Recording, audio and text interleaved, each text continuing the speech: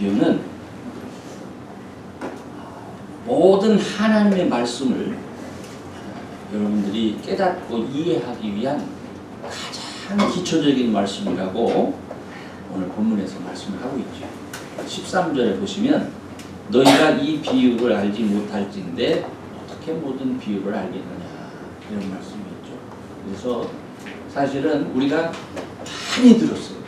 이 씨 뿌리는 비유를 수없이 들어왔는데 이 씨 뿌리는 비유가 하나님의 말씀을 여러분들이 깨닫게 되어지는 가장 기초적인 비유고 이 말씀입니다.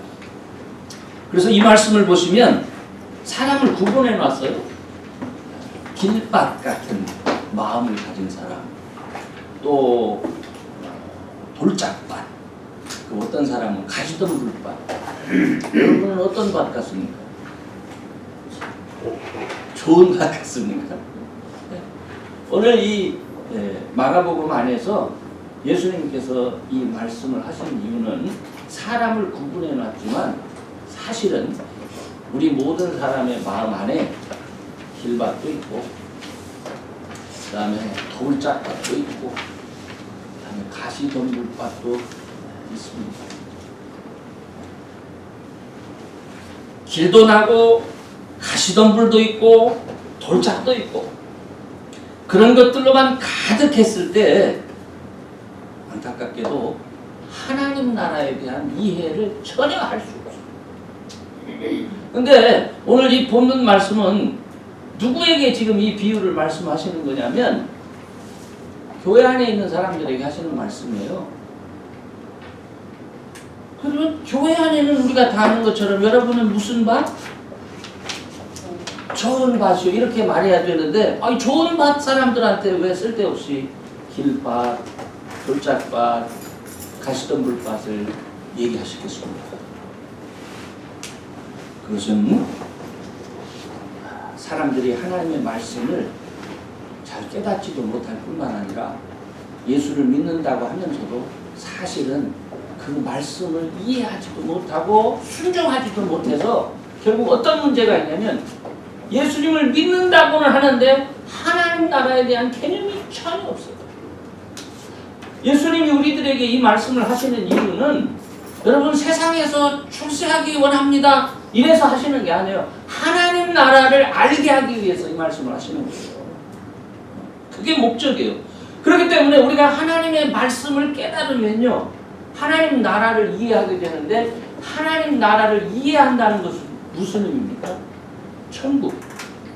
다시 말하자면 다시 오실 예수님 앞에 서는 바로 그 자리를 우리가 맛을 볼 수 있다는 거예요. 그러니까 굉장히 엄청난 의미를 갖고 있는 것이죠. 그렇기 때문에 예수님께서 제발 귀 있는 자는 들어라 이렇게 말씀하시는 거예요. 귀 있는 자는 들어라. 그래서 이 마가복음 4장에 이 씨 뿌리는 비유를 이 존 둘이라고 하는 분이 있는데 이분이 성경을 이렇게 연구를 하시면서 마가복음의 씨 뿌리는 비유는 그냥 이 마가복음의 씨 뿌리는 비유 이거를 말씀하려고 하는 것이 아니라 마가복음 전체의 내용을 바로 이 말씀 안에 담고 있다 이렇게 얘기를 했어요. 그래서 마치 영화의 예고편 있지 않습니까? 영화의 예고편처럼 이 씨 뿌리는 비유를 통해서 전체 마가복음의 흐름을 알 수 있고 마가복음의 내용을 알 수 있다 이렇게 얘기를 했어요. 그래서 저는 오늘 이 시간 정말 이 간단한 비유의 말씀이지만 참 이것을 깨닫고 정말 우리의 인생이 이 땅에 살면서 30배, 60배, 100배의 결실을 얻는 그것은 천국을 맛본다는 거예요. 여러분 예수를 믿으면서 정말 감사합니다. 정말 감격 이런 마음이 있으면요 그 어디나 천국이라는 말 들어보셨죠? 우리 인생이라는 것이 고달플 때도 많고 힘들 때도 많고 곤경에 처할 할 때도 많고 말할 수 없는 박해 가운데 있기도 하지만 놀라운 것은 주의 말씀을 깨달으면 그곳에도 천국을 맛본다는 거예요. 저는 예수님의 말씀을 듣고 깨달을 수 있는 여러분이 되시기를 바랍니다. 이제 여러분이 신경 써야 될 게 뭐냐면 하나님 나라의 비밀을 전혀 알지 못하도록 되어진 그 마음밭, 우리 마음속에 있는 그러한 밭들을 잘 살펴보면서 열매 맺지 못하도록 하는 길밭, 또 돌짝밭, 가시밭, 이런 것이 내 마음속에 어디에 있는가 한번 확인해 보시기를 바랍니다. 여러분, 길밭이 뭐죠? 뭐 설명할 필요가 없죠. 사람이 하도 밟고 다녀서 반질반질하게 된 그런 땅입니다. 뭐 이런 땅에는 얘기 하나마나 씨를 뿌린다고 해서 어떤 열매도 거둘 수가 없지요. 예수님은 오늘 본문 말씀에서 그런 밭에는 하나님의 말씀이 떨어져도 곧 악한 자가 와서 그걸 거두어 가기 때문에 열매를 기대할 수가 없다, 이런 말씀을 하셨어요. 근데 예수님께서 이 말씀을 하실 때에 이 마가복음에서는 이 마가복음을 기록할 때 이 마가가 누구를 생각하고 있었는지 아십니까? 누구를 생각하면서 이 뺀질뺀질한 길밭을 생각했겠어요? 네? 놀랍게도 베드로를 생각했어요. 베드로. 최고의 제자 아닙니까? 그런데 최고의 제자가 한 행위 중에서 그가 예수님의 말씀을 듣고 그 말씀을 듣고 수용하기는커녕 그리 마옵소서, 그런 일이 당신에게는 이루어질 수 없습니다 하면서 어떻게 했어요? 예수님을 면박하죠. 인자가 예루살렘에 올라가서 고난을 받고 사람들에게 버림을 받고 십자가의 죽음을 당하고 그리고 사흘 만에 살아나겠다는 그 말씀을 베드로에게 할 때에, 제자들과 같이 있을 때에 베드로가 무슨 소리 하시는 거예요? 그리 할 수 없다. 놀랍지 않습니까? 그런데 중요한 것은 무엇입니까? 이 말씀은 길밭에 속한 사람들은요, No matter what, they just say. 예수님이 뭐라고 말씀하시느냐, 이건 하나도 중요하지 않아요. 성경이 뭐라고 말씀하시느냐, 이건 전혀 중요하지 않아요. 그럼 뭐가 중요합니까? 내 생각, 내 계획이 중요합니다. 안타깝게도 교회 다니면서 그런 사람들 많습니다. 우리와 같이 예배를 드려요. 찬송. 그런데 주님의 말씀이 들려지면 그 말씀은 자기와 전혀 상관이 없을 뿐만 아니라 오히려 자기가 생각하는 것과 반대이기 때문에 거절합니다. 세상살이가 힘들어서 교회를 찾기는 했지만 천국의 비밀을 알고 싶지는 않습니다. 그냥 자기 생각에 가득 차 있는 거예요. 여러분, 우리가 어떤 건물 앞에 가면 아주 그 잔디밭을 잘 갖고 놨어요. 그런데 그 현관문으로 가기 위해서 이 직선로에 이게 있으면 가만히 들여다보면 사람들이 거기를 지나다녀 가지고 길은 둘러가게 돼 있는데 거기를 반질반질하게 만들어 놓은 잔디밭 길 보셨습니까? 한 번도 본 적 없어요? 봤죠? 교회를 다니면서 말씀의 길은 이렇게 나 있는데 지 맘대로 그냥 간 거예요. 그쪽으로 계속 그 길만 간 거예요. 그래서 반질반질하게 된 거예요. 혹시 여러분, 우리 교인 중에 그런 분 없겠죠? 아멘. 안타깝게도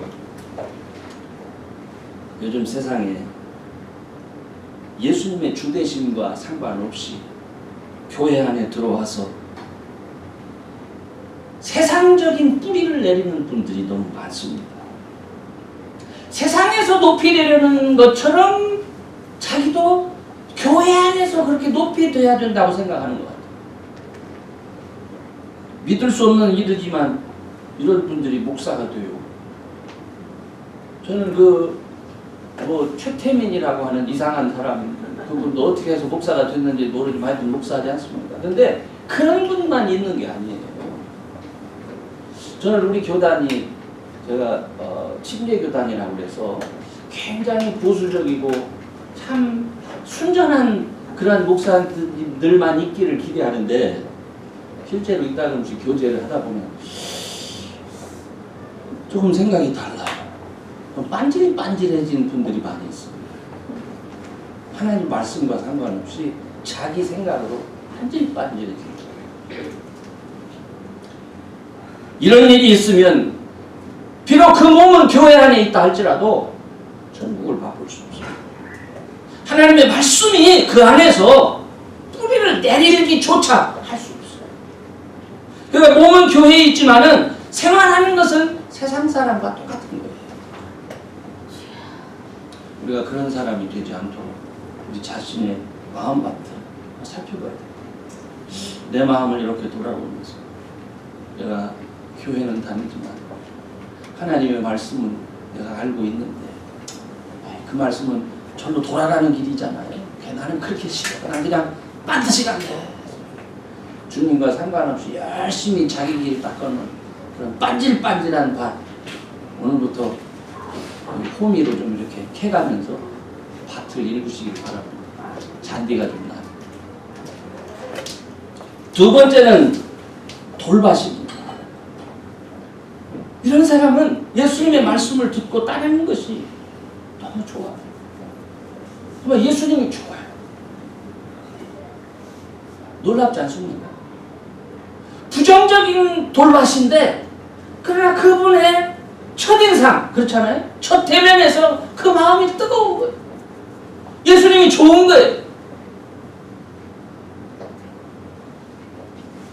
그런데 이 마가복음에서 이 사람이 돌밭을 쓸 때 누구를 생각했겠어요?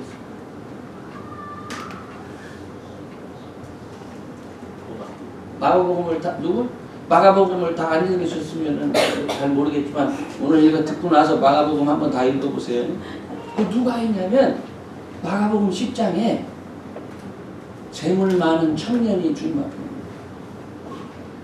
예수님 내가 어떻게 하면 영생을 얻을 수 있겠습니까? 여러분 예수님 앞에 찾아와가지고 그런 질문을 한다는 건 대단한 거예요.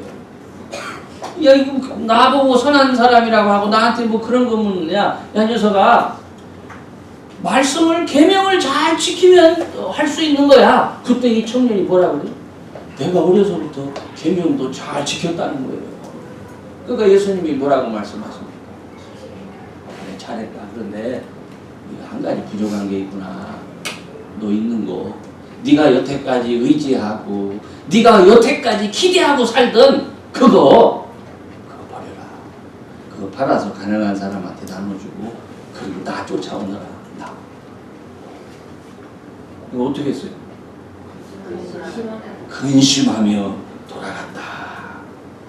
참 안타까운 일이에요.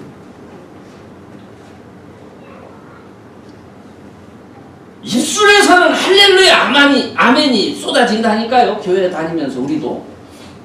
그런데 만약에 우리들에게 뭐를 요구하냐면 조금 야 너 그거 의지하지 말고 그거 좀 포기하고 그리고 나 따라와. 그럼 어떻게 돼? 주님 그것까지는 못해요. 당장. 그게 이 청년과 똑같아요. 그의 믿음의 뿌리는 자신이 가진 유산에 근거하는 거예요. 그가 어떻게 부자가 되었는지는 모르겠어요. 그가 어떻게 어려서부터 계명을 지켰는지는 모르겠어요. 그러나 분명한 것은 그 시대에 부자였고 계명을 지키려면 어떤 사람이었어요? 종교적인 분위기, 말씀의 분위기 안에서 성장했음에 분명합니다. 가문이 좋은 집안에서 성장했음에 분명합니다. 다른 사람이 밖에 가서 수고하고 일을 하고 자기의 하루에 일용할 양식을 먹지만 그는 부모의 후원을 받아서 좋은 곳에 가서 교육을 받으면서 그리고 넉넉한 삶을 살았던 사람임에 분명합니다. 그런데 그가 예수님 앞에 왔어요. 야, 이 녀석아 이제는 홀로서 그리고 다 버리고 나 따라와. 그게 싫었던 거예요. 재물이 있기 때문에 자신의 믿음을 그럴듯하게 포장할 수 있었습니다. 자신의 배경이, 신앙적인 배경이 있었기 때문에 믿음 좋은 사람으로 다른 사람에게 보일 수 있었어요. 그러나 믿음으로 살기 위한 희생을 요구할 때 뿌리를 내릴 수가 없었다.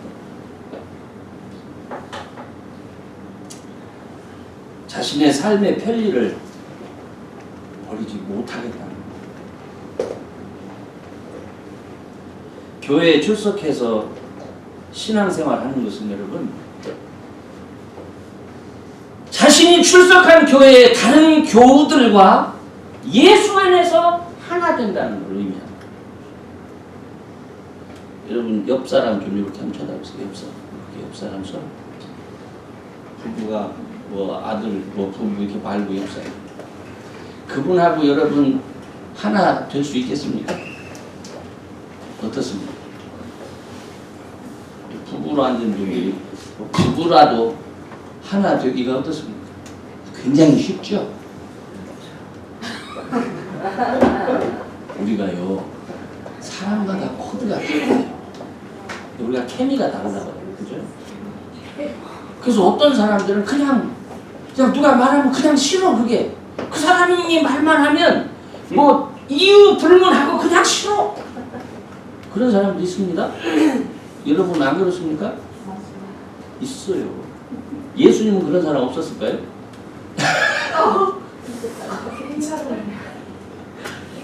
근데 중요한 것은 우리가 예수를 믿을 때 예수님이 요구하시는 게 뭡니까?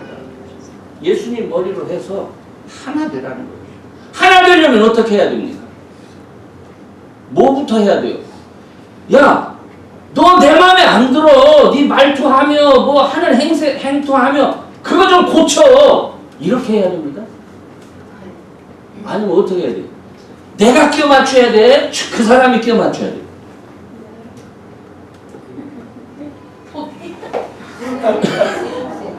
네? 여러분 생각해보세요. 이게 그냥 웃어 넘길 일이 아니요. 이게 믿음의 기초라니까요. 이 말씀을 듣고 쉽지 않아. 그러나 주님의 말씀을 듣고 그 말씀을 따라 나를 고쳐라. 내 거를 버리는 거야. 내 거를 버리는 거야.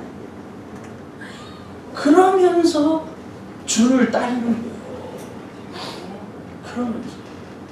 그렇지 않으면 어떻게 돼? 믿음의 뿌리가 안 난다는 거예요. 아무리 여러분 교회 다니면서 할렐루야 아멘 하고 뭐 성경 얘기하고 다 말해도 실제로 헌신을 요구할 때, 희생을 요구할 때 그거 버리지 못하면 뭐가 안 나? 뿌리가 안 나는 거예요. 그러니까 여러분 한번 생각해 보세요. 우리 주변에 많은 분들이 예수 믿는다고 하는데 이거 요구할 때 아이 나 그거 싫어. 아이 나 다 좋은데 그 교회 가면 그걸 요구해. 그래서 나 그 교회 가기 싫어.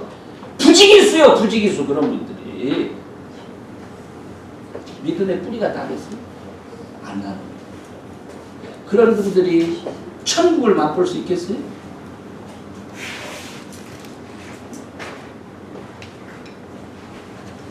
그냥 여기저기 따라다니고 기웃거리다가 말라 죽는 거예요. 세 번째로는 가시들기 밭입니다. 이 밭은 정말 대단한 밭이에요. 뿌리도 내렸어요. 뿌리도. 그리고 이삭도 나오고 줄기도 나왔어요. 줄기도. 이제 조금 있으면 30배, 60배, 100배의 결실을 기대할 수가 있어요. 기대할 수가 있어요. 근데 문제가 생겼어요. 무슨 문제가 생겼을까요? 삶의 영저가 생깁니다. 이게요, 외부적인 공격입니다. 조금 아까 것은 내 개인적인 문제였죠? 내가 어떻게 결정할 것이냐. 근데 이게 외부적인, 이게 경제적으로 안 따라주네. 내가 열심히 신앙생활을 하고 싶은데 이게 좀 따라줘야 되는데 이게 안 따라줘. 심지어는 너 주일 교회 가? 너 교회 가면 내가 너 밀어줄 수 없어. 참. 혹시 여러분 그런 거 경험한 적 없으십니까? 미국에 와가지고 간신히 신앙생활 하면서 먹고 살기도 빡빡한데 꼭 신앙생활 하려고 하면 주일날 일하게 하고 그래서 빠지게 하는 거예요. 그러다 보니까 삶의 염려 그리고 내가 언제까지 이렇게 살아? 재리의 유혹 그죠?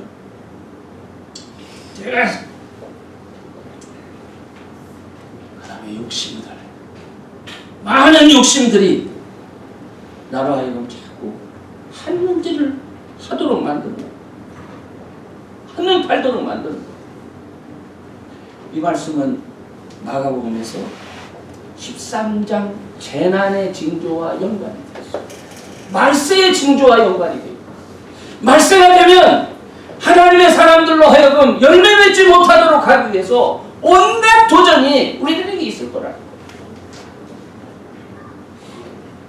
물질로 신앙을 도전하고 때로는 공권력으로 신앙을 무기력하게. 그러다 보니까 우리 미국에서도 채플린이 어떻게 기도합니까? 예수님의 이름으로 기도하옵나이다. 이거 못하는 거예요. 그래서 어떻게 기도해요? 예?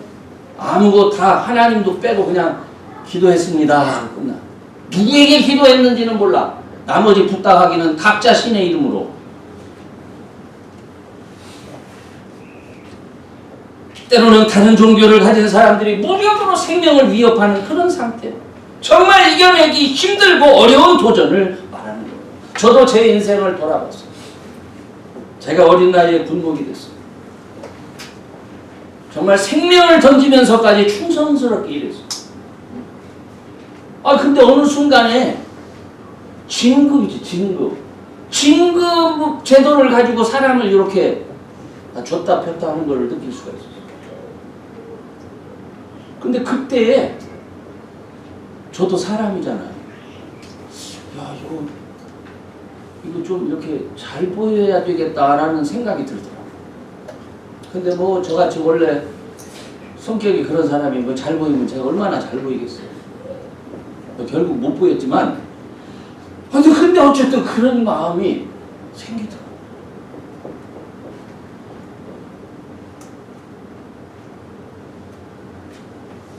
30대 후반에 이제 개척을 해서 목회를 하니까 빨리 교회를 성장시켜서 교인도 모으고 세상적으로 인정받는 목사가 되고 싶습니다. 그런 유혹이 있는 거예요. 하나님 말씀 앞에 내가 얼마나 순전하냐 이거보다도 세상적으로.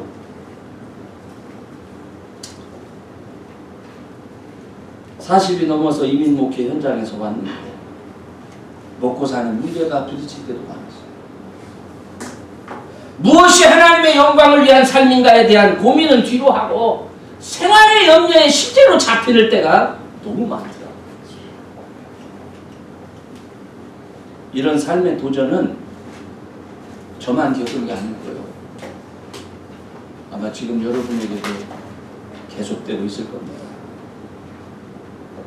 근데 여러분, 말씀을 듣고 순종하는 데는 때로 우리의 삶의 필요가 순종하지 못하도록 할 때 있어요. 우리 시대의 문화가, 우리 시대의 사회 풍조가 우리의 믿음을 칭송하고 뭐 그러는 것이 아니라 오히려 우리의 믿음을 넘어지게 하고 뒤로 가는 거. 뿌리도 내렸고 은혜 가운데 싹도 튀었고 열매를 맺을 수 있는 모든 조건이 갖추어져 있는데 삶의 염려가, 부의 유혹이. 세상은 야 적당히 살아 그게 지혜야 이렇게 말해요. 예수님도 이해하셔 이렇게 말을 해요. 예수님이 정말 이해하실까요? 세상 사람들이 그렇게 유혹하는 거예요.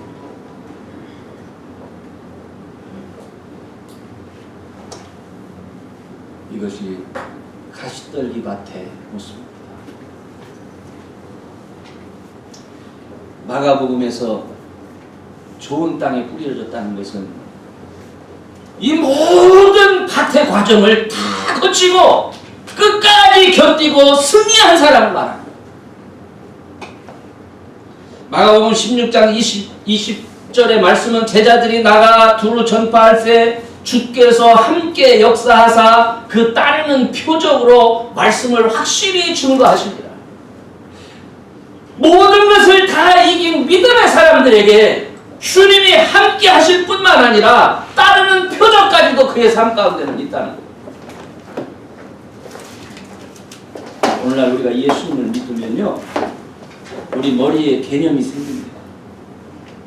정말 예수님의 말씀을 깨닫고 이해하면 우리 머릿속에 하늘나라의 개념이 생기는 거예요. 천국의 개념이 생겨요. 그리고 그 천국의 개념이 나의 실제 삶 속에서 점점 구체적으로 이루어져 갈 수 있도록 성령 하나님이 우리의 삶을 붙들어 주시는, 그게 믿음의 삶입니다. 천국의 열매가 뭡니까? 구원. 구원. 우리가 지금 여러분 예수 믿으면 구원 받습니다 이렇게 얘기를 하니까 여러분 구원이 온전히 이루어졌습니까? 구원이 이루어져 있어요, 여러분? 제가 어려운 질문만 한번 드려서 죄송합니다. 구원의 완성은 우리가 주님 앞에 설 때 완성입니다. 지금은 부족하지만 내가 예수를 믿기 때문에 주님 앞에 서 있는 그 온전한 나를 보는 거예요. 지금. 아멘. 주님, 지금은 제가 여러 가지로 부족한 거 압니다. 경제적으로도 볼 가진 거 없고 세상적으로도 볼품없어 보이고, 그러나 내가 주님 앞에 설 때 바로 그때 주님이 나를 인정하시고 수고했다, 잘했다 칭찬하실 그 모습을 생각합니다.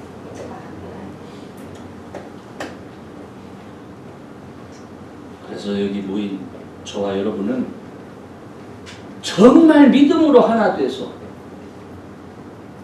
천국을 맛볼 수 있기를 소원합니다.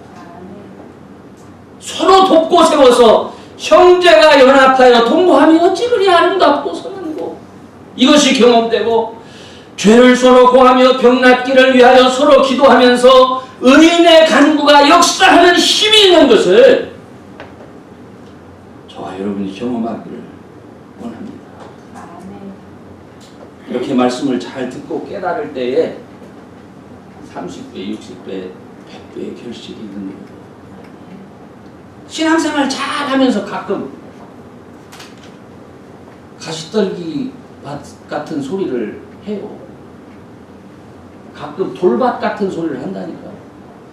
가끔 길밭 같은 소리를 한다니까요. 목사로서 대놓고 성도한테 그런 소리를 들을 때 마음이 어떨까요? 그냥 대충 살고 죽어버려, 그렇게 말할까요? 아니 됩니다. 아니 됩니다. 우리는 열매를 맺어야 됩니다. 압니다. 그 마음 압니다. 저도 그렇게 살았습니다.